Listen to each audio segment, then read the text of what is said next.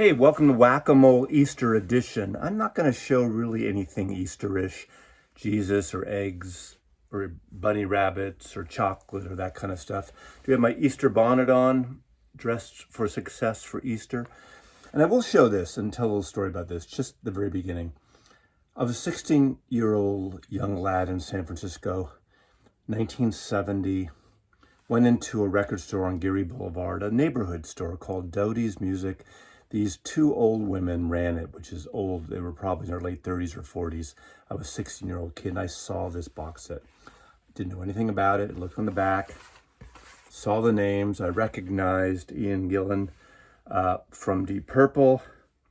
Murray Head, I knew his name. I did not know Yvonne Elliman at the time, but I knew Mike Dabo from, I believe, Manfred Mann, and I bought it. And I bought it I was gonna say sight unseen, but I saw it.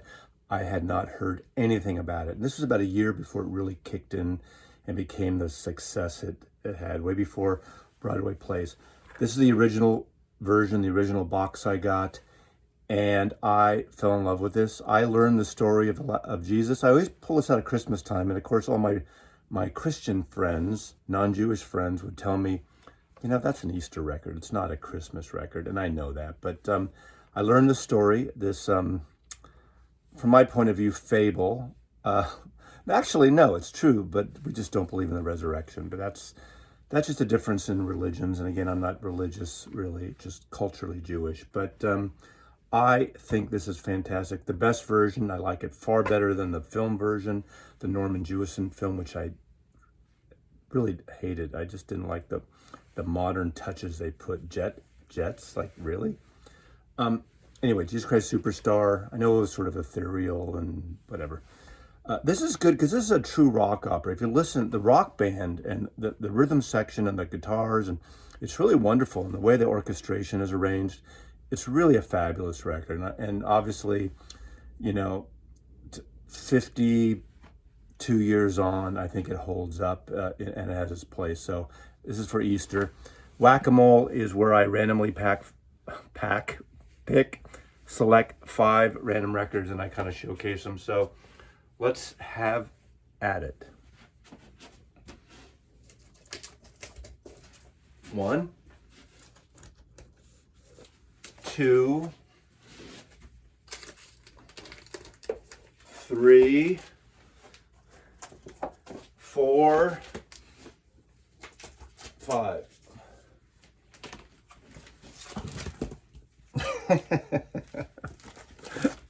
Now this is appropriate, but of course, if you believe in the story, it's not appropriate. This is totally random.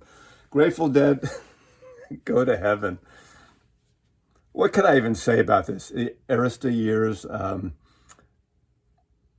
I don't like this record, but it's the Grateful Dead, and I'm somewhat of a completist with the Dead. The Arista years is somewhat problematic to me. I know Clive Davis really pushed them to be a little more commercial, which they were. This is hysterical to see them going to heaven. How appropriate is that? I know he never made it, did he? Roll Away the Stone. I should have pulled a Leon Russell record or something. Anyway, Grateful Dead Arista Records is 1980. God, of course. I kind of stopped off the Grateful Dead train around 79 in terms of seeing them live, and then revisited in the late 80s. Saw them a bunch of times early on. But I guess it's interesting if you're a believer in the Grateful Dead. Oh, this is timely. This is on time. This is 50th anniversary of What's Going On, and this is not the new Kevin Gray, the new edition that has the second disc of singles and different mixes, a few alternate versions. But the first disc is all analog, cut by Kevin Gray, the mastering engineer, and it's fantastic. If you don't have a good copy of that album, I suggest get that copy. This is the alternative Detroit mix. He'd mix this in Detroit. This has got a little more funky sound. It's a different mix. If you know the record really well, you'll know the difference. I would say, some people I've read recently prefer this, but I don't think so, but partly is we've heard the other one over 50 years, and the LA mix, which that is known. They didn't call it the LA mix because it was the mix that's been out forever. I think this came out about 10 years ago on a 40th anniversary CD extra bonus. And this is a Japanese import. You can get it. It's around now, but if you love this album, this is a great, great alternative to this album. Again, a little more guitar, a little more funky. Again, if you know the record really well, you'll hear the differences in the mix. So there you go there. The Ghosts of Highway 20, Lucinda Williams. Car Wheels on her gravel road, on the gravel road, is my favorite of hers. This is a 2016 release. Ghost of Highway 20. Again, I don't have anything specific to say because all her records have a similar feel, especially I'd say the last 6-7 years, but they're all great. Great songwriting. She's got a great band. She's got that great marbly voice. Marbly in terms of it sounds like she has marbles in her mouth, and she's somewhat garbled, but she's a true American treasure and a great artist, Lucinda Williams, and kind of this southerny, dirge-like, meandering little Americana at its finest, in my opinion, and fantastic to see live. If you ever get a chance to see Lucinda live, you should see her. But she has a great series the last couple years and during lockdown called the Jukebox series, where she covers, one is a Tom Petty, one's a Rolling Stones cover. She has some R&B stuff, and it's just really wonderful. This was not planned, I swear. Jenny Lewis and the Watson Twins, Rabbit Fur Coat.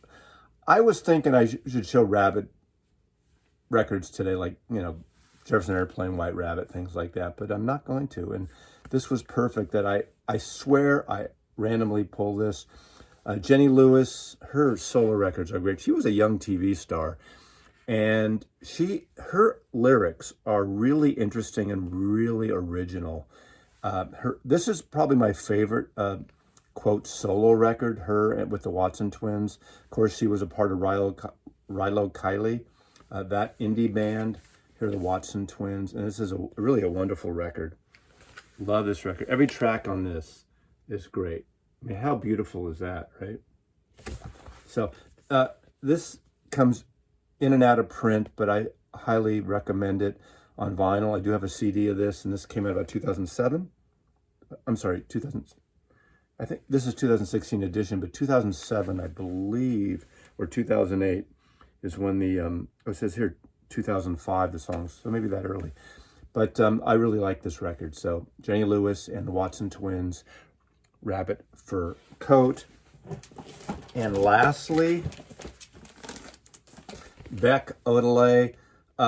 One of his most successful records. I like his kind of moody, The Sea Change and Morning, whatever it's called, moody stuff. But this is great. This is, I think the Dust Brothers produced this. And this is where he really kind of charted. Mellow Gold before this was popular. But this really was a triumph. And it gained him a whole new audience. And there's mashups and mixes with Van Morrison's. There's a little great intro they take from Van Morrison's version of Baby Blue, the Dylan cover, and that's on here. Several other mixes into his mix of soul, hip hop, country, blues, indie, pop music, and fantastic record, Odelay. Amongst, I'd say if you have to have one Beck record, if you want to know what this guy's about, if you don't want the moody stuff, I like Mutations too. To me, Mutations is a great combination of the Kinks and David Bowie and that kind of early 70s, late 60s, early 70s sound. But Devil's Haircut on here, Novocaine and Jackass were just played everywhere on radio and college radio at the time, and actually just other, FM radio stations. Fantastic record, Odelay by Beck. And that's the end of the Easter edition. Mazzy loves you.